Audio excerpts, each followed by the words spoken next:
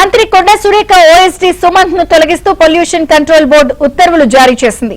కాలుష్య నియంత్రణ బోర్డులో సుమంత్ ఒప్పంద ఉద్యోగిగా ఉన్నారు. అయితే ఓఎస్డీ తొలగింపుపై మంత్రి కొండ సురేఖ అసంతృప్తి వ్యక్తం చేశారు.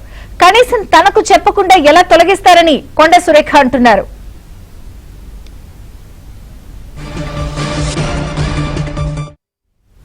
మంత్రి కొండ సురేఖ ఓఎస్డీ సుమంత్ ను తొలగిస్తూ పొల్యూషన్ కంట్రోల్ బోర్డు ఉత్తర్వులు జారీ చేసింది. పూర్తి వివరాలు నరసింహరావు అందిస్తారు. నరసింహరావు, ఇప్పుడు ఇది సచివాలయ వర్గాలలోనైతే ఒక హాట్ చర్చ జరుగుతా ఉంది. మంత్రి కొండా సురేఖ వద్ద ఓఎస్డీగా పనిచేస్తున్నటువంటి సుమంత్ ను తొలగించారు.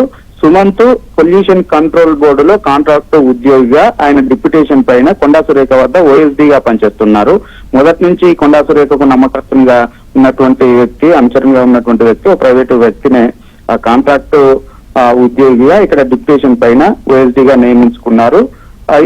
ఆ ఓఎస్డీని కాంట్రాక్ట్ ఉద్యోగిగా పీసీబీ నుంచి తొలగిస్తూ ఈ రోజు ఉత్తర్వులు ఇచ్చారు. సో ఇదే ఇప్పుడు ఇటు సచివాలయ వర్గాల్లో ఒక ఇంతనైతే ఆసక్తికర చర్చ జరుగుతుంది.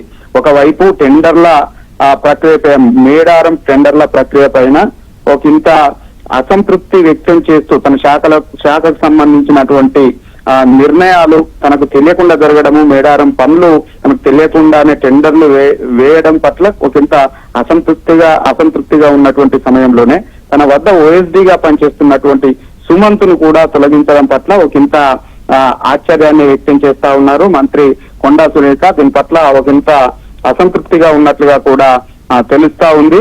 సో కావాలనే తనను హ్యూమిలేట్ చేసేటువంటి ప్రయత్నాలు జరుగుతున్నాయనేటువంటి అనుమానాలని కొండా సురేఖ సన్నిహితుల వద్ద వ్యక్తం చేస్తున్నట్లుగా తెలుస్తా ఉంది. అయితే దీనికి కారణాలు ఏంటి, ఎందుకు తొలగించాల్సి వచ్చింది, ఇటీవల జరిగినటువంటి ఈ టెండర్ల వ్యవహారము పెద్ద ఎత్తున బయటికి రావడం అనేటువంటి విషయంలో దానికి సంబంధించి రిలేటెడ్ గా జరిగినటువంటి చర్యనా ఇది, లేదంటే ఇంకా ఏదైనా కారణం ఉందా అనేటువంటిది తెలియాల్సి ఉంది. కానీ కొండా సురేఖ వద్ద కొన్ని సంవత్సరాలుగా పనిచేస్తున్నటువంటి ఆయన్ని తొలగించడం పట్ల మాత్రం ఒక ఇంత అసంతృప్తిగా ఉన్నారు. దీనిపైన అయితే ఇప్పుడు సచివాలయ వర్గాల్లో హాట్ గా చర్చ అయితే జరుగుతా ఉంది. విజయ చంద్రిక. Thank you Narasimharao.